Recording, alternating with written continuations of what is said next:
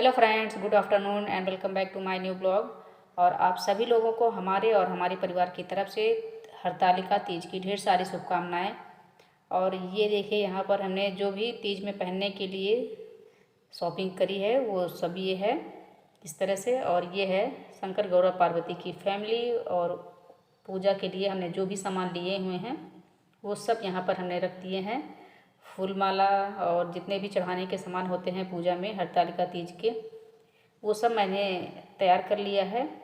और थोड़ा बहुत भूल चूक या सामान वगैरह छूटा होगा तो उसके लिए भगवान से माफ़ी चाहती हूँ। सभी लोगों को हमारी तरफ से हरतालिका तीज की ढेर सारी शुभकामनाएं। और अभी हम चल रहे हैं पूजा करने के लिए और हम तैयार हो चुके हैं। हमारा रूप देखिए इस तरह से ये है। और जो ये ब्लाउज मैंने पहना है ये इस साड़ी का नहीं है, क्योंकि ब्लाउज हमारा रेडी नहीं हो पाया था तो मैंने इसको वेयर कर लिया है। तो अब चल रहे हैं पूजा करने के लिए और मैंने सोचा कि ब्लॉग स्टार्ट कर दें।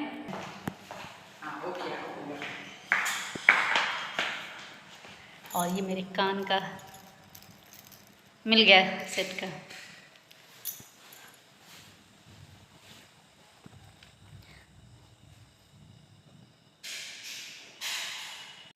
तो अभी मैं थोड़ा समय से पहले ही तैयार हो गई हूँ, क्योंकि मैं कभी कभी तो अच्छे से तैयार होती हूँ, इसलिए जो है थोड़ी फ़ोटो वगैरह खिंचवाती हूँ। उसके बाद एक दो रील्स बनवाऊँगी, फिर ब्लॉग स्टार्ट करूँगी, क्योंकि ब्लॉग बनाने में टाइम लग जाता है, इसलिए थोड़ा समय से पहले ही मैं तैयार हो गई थी।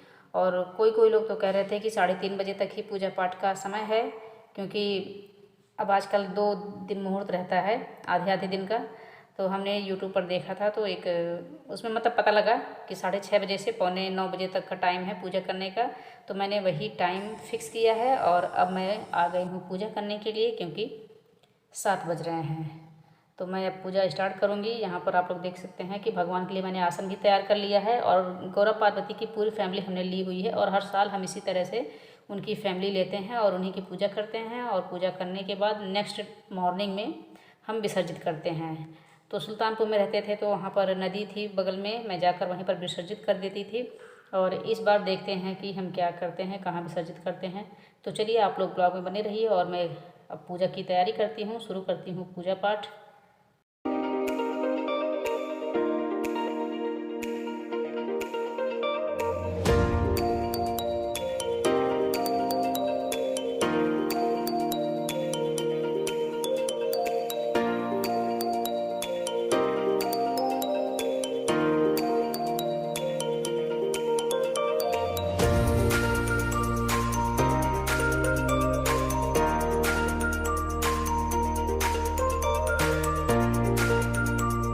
कितनी भी तैयारी कर लूँ, लेकिन मुझे ऐसा लगता है, मतलब जैसे अंदर से ऐसी फीलिंग आती रहती है कि कहीं कुछ छूटा तो नहीं है, कहीं कुछ छूटा तो नहीं है, इस तरह से लगता रहता है। तो जबकि मैं अच्छे से जो है पूरी तैयारी करती हूँ, मतलब अपने हिसाब से। तो यहाँ पर हमने एक कलश भी रखा हुआ है और कलश के ऊपर कटोरी में चावल, उसके ऊपर दिया रखा हुआ है और पान रखा हुआ है, जिस पर हमने 5 सुपारी रखी है। और गणेश भगवान के लिए, शंकर भगवान के लिए मैंने जनेऊ भी लिया हुआ है, और माता पार्वती को पहनाने के लिए वस्त्र, ब्लाउज का कपड़ा है। तो सारी तैयारी करने के बाद, पूजा करने के बाद, मतलब चंदन टीका वगैरह। तो और यहाँ पर देखिए सूरजमुखी का फूल है। कई फूल थे जो मुझे बहुत खूबसूरत लग रहे थे, इसलिए मैं दिखा रही थी। तो मैंने जो कुछ भी लिया था सब भगवान को चढ़ा दिया है। और मैं गौरव पार्वती को श्रृंगार का सामान चढ़ाने के लिए मैंने खुला सामान लिया हुआ है, जो पैकेट का आता है वो हमने नहीं लिया है।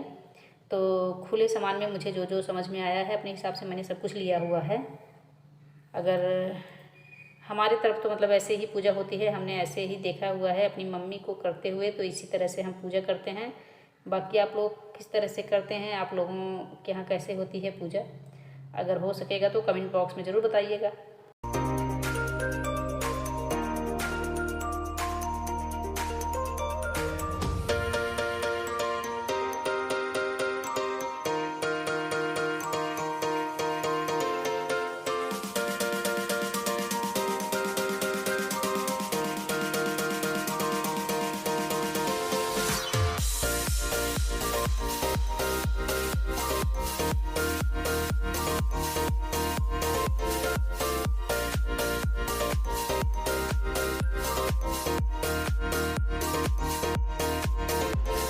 तो मैंने जो कुछ भी श्रृंगार का सामान लिया हुआ था सब हमने चढ़ा दिया है माता जी को, और मिठाई का भोग लगाएंगे।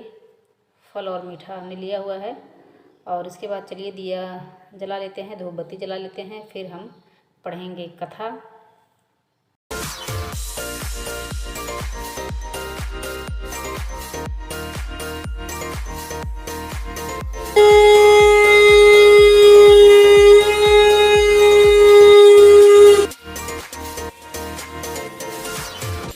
मैंने शंख बजाया और शंख बजाने के बाद इसे अच्छे से साफ किया है। और शंख जब भी बजाएं बगैर धुले कभी न रखें, इसलिए अब इनको पोंछ पाछ के फिर रखेंगे। हमारी पूजा संपन्न हो चुकी है और हम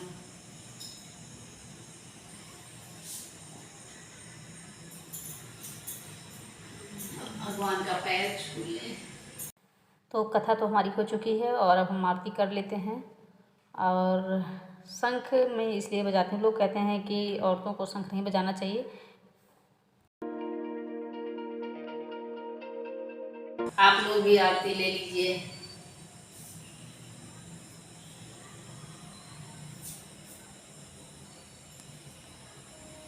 तो हाँ, मैं ये कह रही थी कि कई लोग कहते हैं कि औरतों को शंख नहीं बजाना चाहिए, लेकिन मैं डेली नहीं बजाती हूँ। कभी कभी जैसे किसी खास मौके पर, त्यौहार पर जब पूजा करती हूँ तो मैं बजाती हूँ और मुझे अच्छा लगता है। और दूसरा रीज़न ये है कि शंख बजाना गले और हार्ट के लिए बहुत ही फ़ायदेमंद होता है और थोड़ा घर भी शुद्ध हो जाता है उसकी गूंज से। हमारी पूजा पाठ हो चुकी है और चल रहे हैं। अब कुछ पानी वानी पियेंगे क्योंकि बहुत तेज़ प्यास लगी है। पानी पियेंगे, उसके बाद फिर चाय पियेंगे। और तो चलिए अब चलते हैं किचन में। तो बहुत सारे लोग तो नीराजली व्रत रखते हैं, लेकिन मैं नीराजली व्रत नहीं रखती हूँ। मैं शाम को पूजा करने के बाद मैं व्रत खोलती हूँ और ज़्यादा कुछ खाती नहीं हूँ, सिर्फ चाय और पानी करती हूँ। तो मैं पानी 1 गिलास पी ली हूँ क्योंकि बहुत तेज़ प्यास लगी थी। और पानी पीने के बाद फिर मैं यहाँ पर रखी हूँ चाय बनने के लिए, और चाय हमारी बन जाएगी, फिर चाय पियेंगे उसके बाद फिर। और यहाँ पर देखिए बच्चों ने बनाया था अपने लिए बनाना शेक, तो ज़बरदस्ती मुझे भी दे दिया है। तो थोड़ा सा पीऊँगी और उसके बाद मैंने 3-4 गिलास पानी पी लिया है, क्योंकि दिन भर व्रत रहने के बाद तो मन करता है कि सिर्फ पानी ही पीऊँ और कुछ ना खाऊँ पीऊँ। तो अभी हमारा चाय पानी तो हो चुका है, तो अभी चल रहे हैं कपड़ा वगैरह चेंज करेंगे और इस वीडियो को यहीं पर समाप्त करेंगे, काफ़ी लंबी हो रही है। और सीधे मिलेंगे आप लोगों से मॉर्निंग में, तब तक के लिए गुड नाइट, बाय बाय।